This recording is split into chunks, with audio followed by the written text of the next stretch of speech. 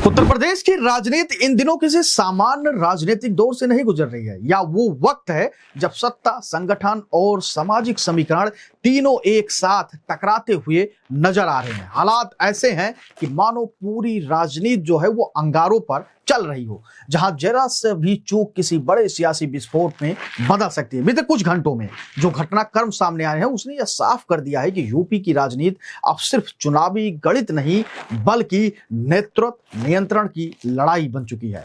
सबसे पहले लखनऊ का वह मंच जहां प्रधानमंत्री नरेंद्र मोदी और रक्षा मंत्री राजनाथ सिंह मौजूद थे। मंच से जो कहा गया वह सिर्फ औपचारिक भाषण नहीं था बल्कि सत्ता के भविष्य का संकेत भी था। नरेंद्र मोदी ने मुख्यमंत्री योगी आदित्यनाथ को प्रदेश को नई ऊंचाइयों पर ले जाने वाला संत बताया और यह कहकर सियासी संदेश और गहरा कर दिया कि योगी स्वयं अटल बिहारी वाजपेयी की विरासत हैं। राजनाथ सिंह ने कानून व्यवस्था को लेकर योगी सरकार की जमकर तारीफ की और यह रेखांकित किया कि आज उत्तर प्रदेश में अपराधी डर के साए में जी रहे हैं। राजनीति की भाषा में यह साफ था कि दिल्ली के वो नेता जो योगी का समर्थन करते हैं वो खुलकर योगी आदित्यनाथ के नेतृत्व पर अब अपनी मोहर लगा दी है। लेकिन राजनीति कभी एक तरफा नहीं चलती। इसी तारीफ के माहौल के बीच ब्राह्मण विधायकों की एक बैठक जो सामने आई थी बीते दिनों, और वहीं यही सियासी तापमान अचानक कई डिग्री और ऊपर कल इसको लेकर चली जाती है। सोशल मीडिया और राजनीतिक गलियारों में तरह तरह की कहानियां तैरने लगती हैं। कोई कहता है यह बैठक योगी आदित्यनाथ के खिलाफ की गई थी, जो ब्राह्मण नेता थे वो बैठे थे। कोई इसे केशव प्रसाद मौर्य संगठन के खिलाफ साजिश बताता है। अफवाहें इतनी तेज थी कि सच और झूठ के बीच फर्क करना ही मुश्किल लोगों को हो गया। जब इस बैठक में शामिल विधायकों से सीधे हमारी बातचीत हुई तो जो तस्वीर निकल कर आए वो बिल्कुल इसका उल्टा निकला। रमेश मिश्रा, अनिल त्रिपाठी और उमेश द्विवेदी जैसे नेताओं ने साफ कहा यह बैठक योगी आदित्यनाथ के खिलाफ नहीं बल्कि योगी सरकार को और मजबूत करने के उद्देश्य से की गई थी। हम लोग नेताजी का समर्थन करते हैं, योगी जी का समर्थन करते हैं। उनका तर्क था कि जब सरकार अच्छा काम कर रही हो तो सामाजिक राजनीतिक समर्थन को एकजुट करना गलत कैसे हो सकता है। दिलचस्प बात यह रही कि सरकार या योगी खेमे की तरफ से इस बैठक पर कोई आपत्ति भी नहीं आई। चुप्पी सरकार की थी, बेचैनी संगठन में लेकिन दिखने लगी। यह वही मोड़ है जहां कहानी का असली तनाव सामने आता है। मोदी और राजनाथ की तारीफ के कुछ ही घंटे बाद भाजपा के नए प्रदेश अध्यक्ष पंकज चौधरी का एक सख्त बयान सामने आता है। उन्होंने ब्राह्मण विधायकों की भोज बैठक पर नाराजगी जताते हुए स्पष्ट चेतावनी और धमकी दी कि वर्ग, परिवार या जाति के आधार पर राजनीति भाजपा की परंपरा के खिलाफ है। उन्होंने कहा कि ऐसी गतिविधियां पार्टी के संविधान और आदर्शों के अनुरूप नहीं है और जनप्रतिनिधियों को नकारात्मक राजनीति का शिकार नहीं बनना चाहिए। यह बयान सिर्फ अनुशासन की याद दिलाने तक सीमित नहीं था बल्कि इसके पीछे एक गहरी राजनीतिक चिंता साफ नजर आती है।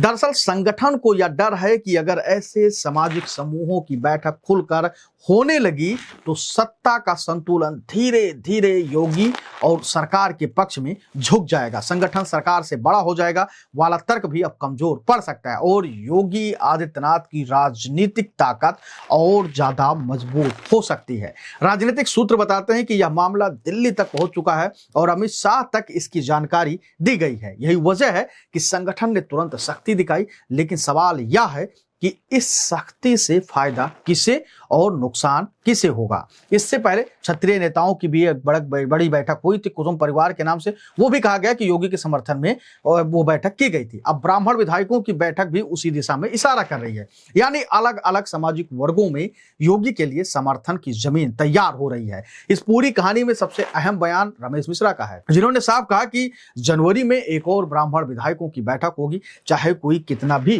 विरोध क्यों ना करे। यह बयान बताता है कि यह सियासी जंग अभी खत्म नहीं हुई है बल्कि आने वाले समय में और तेज हो सकती है। निष्कर्ष साफ है कि उत्तर प्रदेश की राजनीति इस वक्त सिर्फ सरकार बनाम विपक्ष नहीं बल्कि सरकार और संगठन के बीच शक्ति संतुलन की लड़ाई से गुजर रही है।